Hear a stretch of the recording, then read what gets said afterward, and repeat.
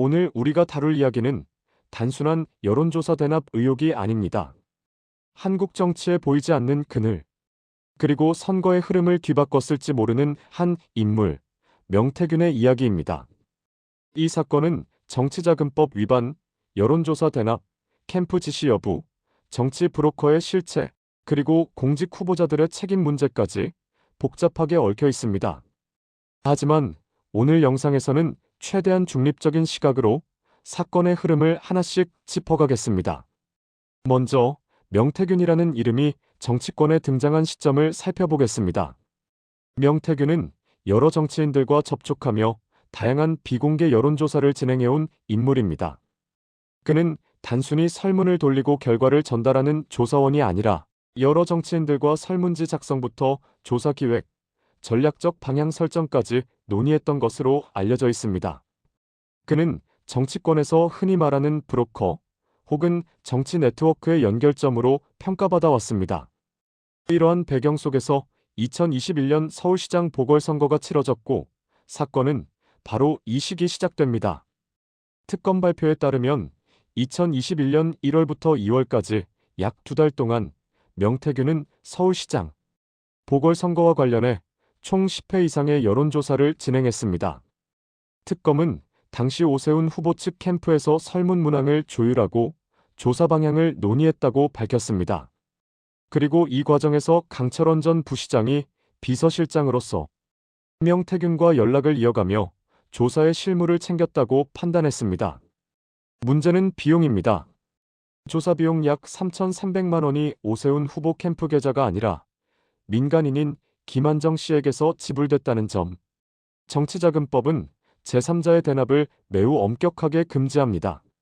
왜냐하면 정치인은 모든 후원금의 출처와 사용처를 국민에게 공개해야 하기 때문입니다.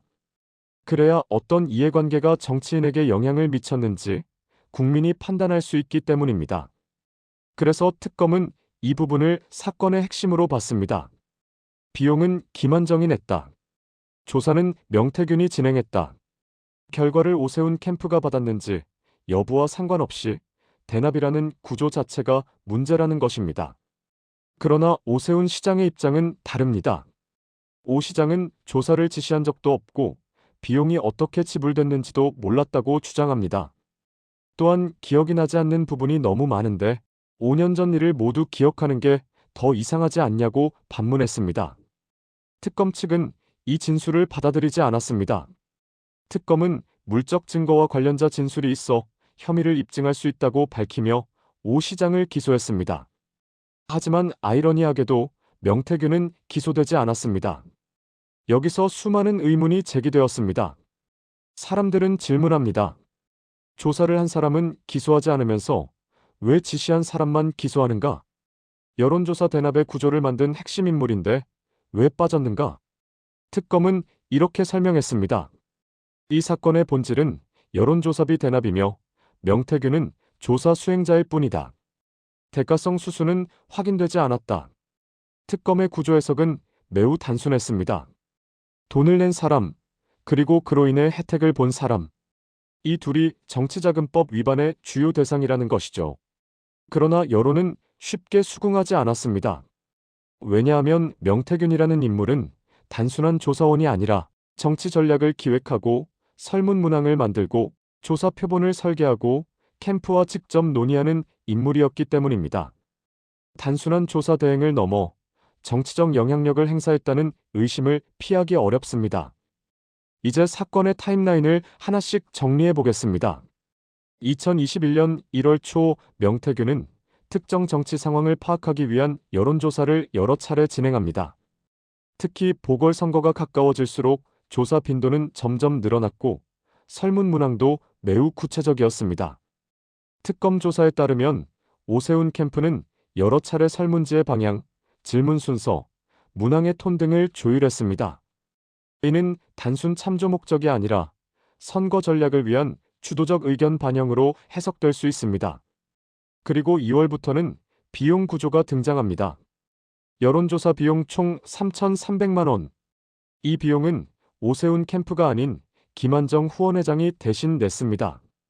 특검은 이를 명백한 정치자금 대납으로 판단했습니다.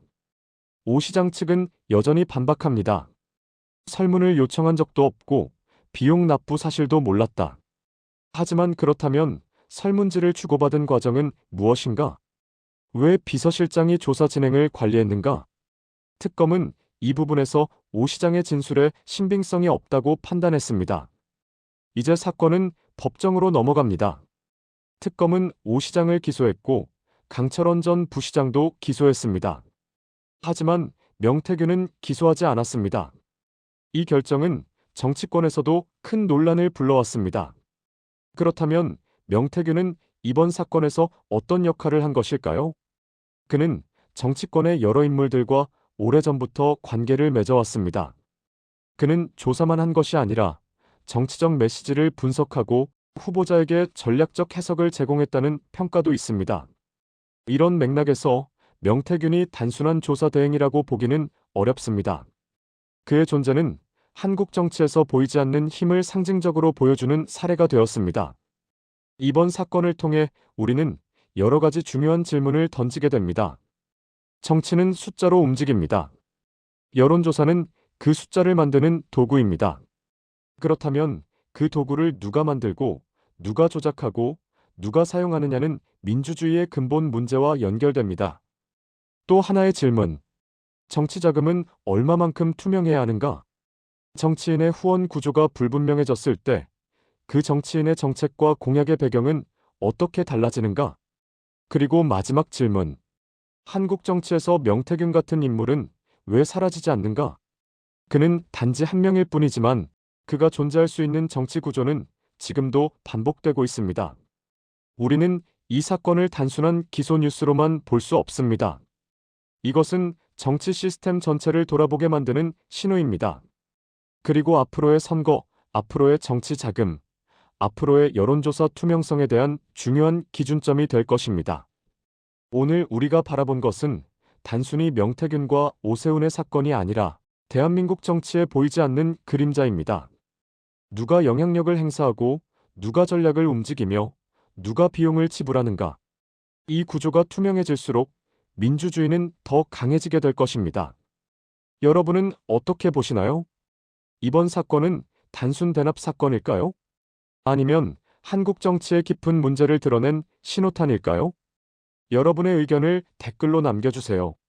이 사건은 앞으로도 새로운 증언과 기록이 나올 가능성이 있습니다. 저희는 계속해서 추적하고 새로운 자료가 나오면 가장 빠르게 정리해 드리겠습니다. 오늘도 끝까지 시청해 주셔서 감사합니다. 다음 영상에서 뵙겠습니다.